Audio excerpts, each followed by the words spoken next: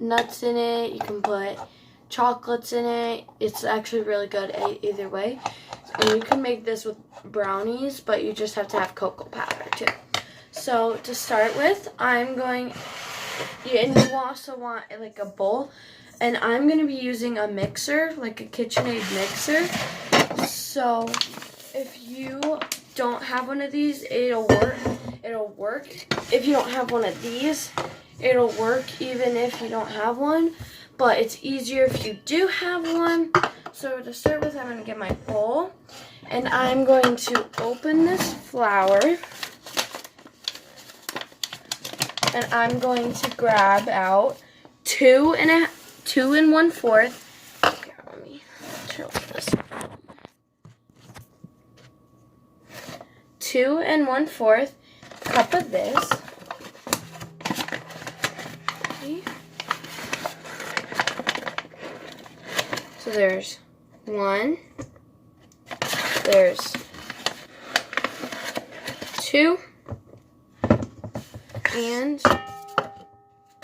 1/4.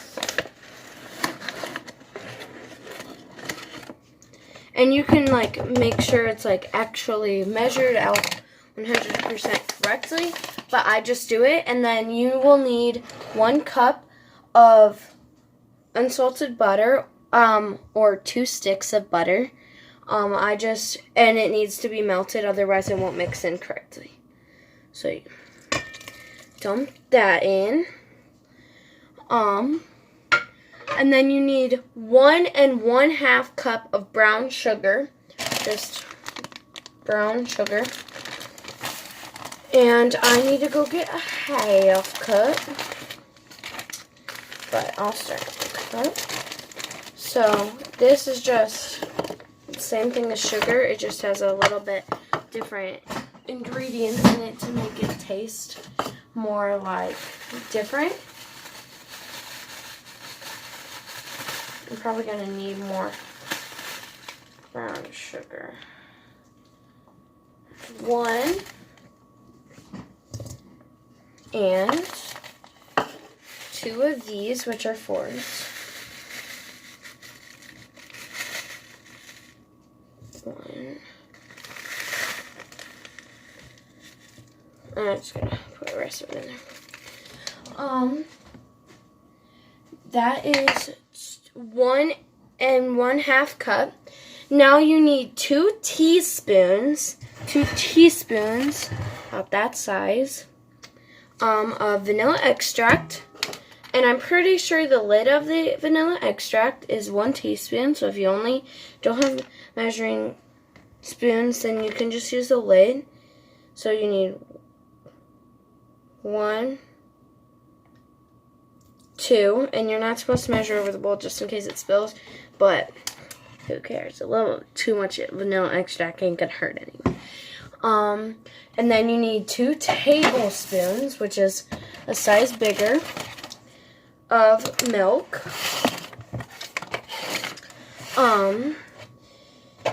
Like I said earlier, it doesn't matter what kind of milk, just any milk will work. So you need 1, 2. Okay, and then you need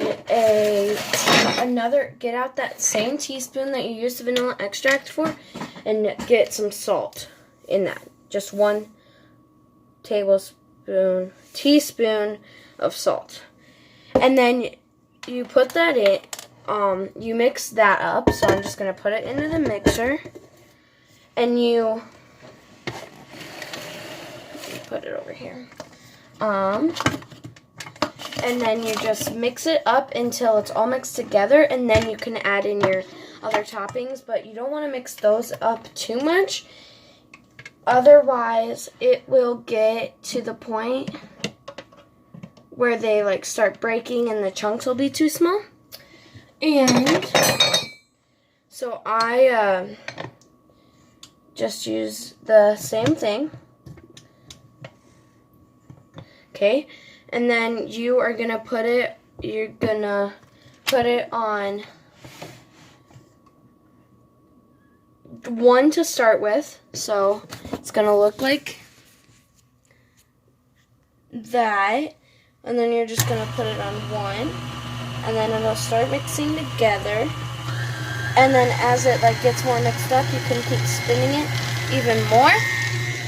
And then eventually, it'll take about a little more than 30 seconds. And if it's like too creamy and isn't getting off of the walls of your bowl, then you will need to add more flour. But I think mine's good. And I'm just gonna take it off of the spoon, like off with a rubber, just a plain old rubber spatula thing.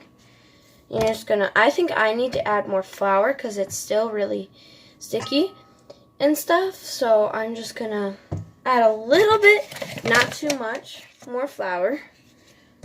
Probably not even this much of this cup, but we're gonna add like half a fourth.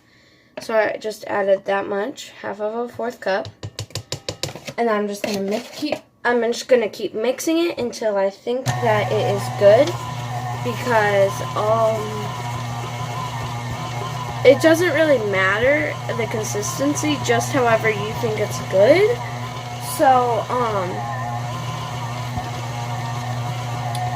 I think I need a little bit more. So I would add another fourth cup, just to make it more firm. You also, it's okay if you don't put it in the fridge, but I would definitely recommend putting it in the fridge so that it can firm up a little bit. But I usually don't put it in the fridge, but because you don't have to. And then now I'm going to add in a cup. The recipe I found, it says to add in 2 cups, but I just add in, because 2 cups is a lot, because that's a whole bag. And I only used like a fourth of the bag last time I did it. So I just got these, and then I'm going to add in a little less because I have a secret ingredient I'm going to put in there to make it even better. So all you're going to do, you don't even have to measure it. All you got to do is add them in.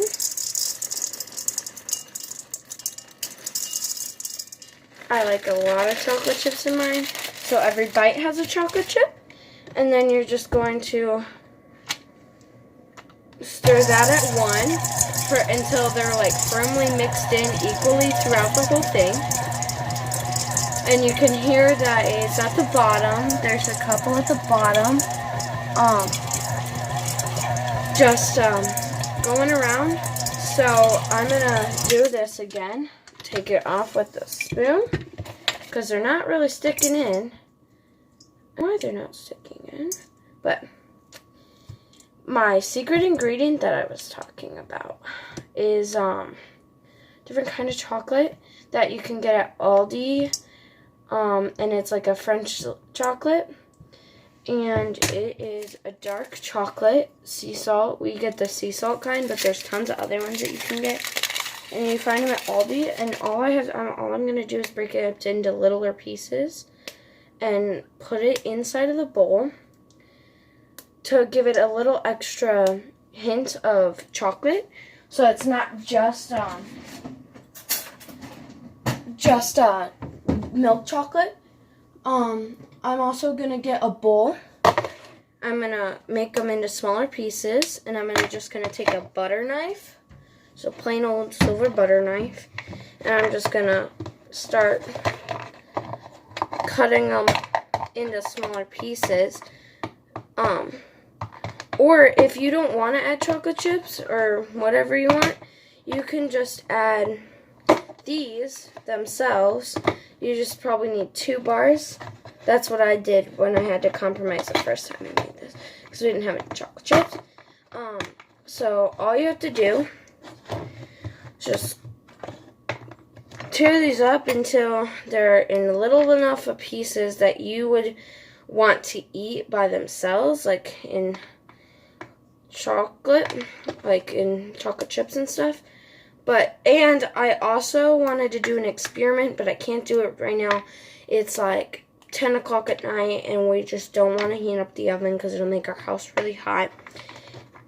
So I was going to do an experiment that I saw that you could do this. And you can also put these in the oven without having egg in them. That's why they're edible, because they don't have eggs in them.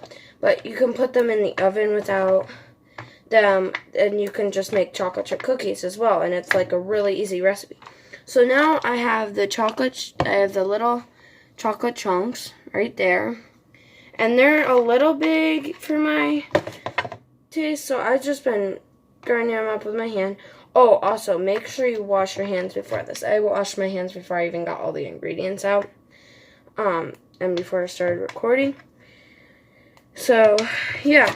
And now I got them a little bit smaller. You're going to sneak one. And I'm just going to dump them in to a bowl. And then you're just going to mix them up into it so it doesn't even taste like they're,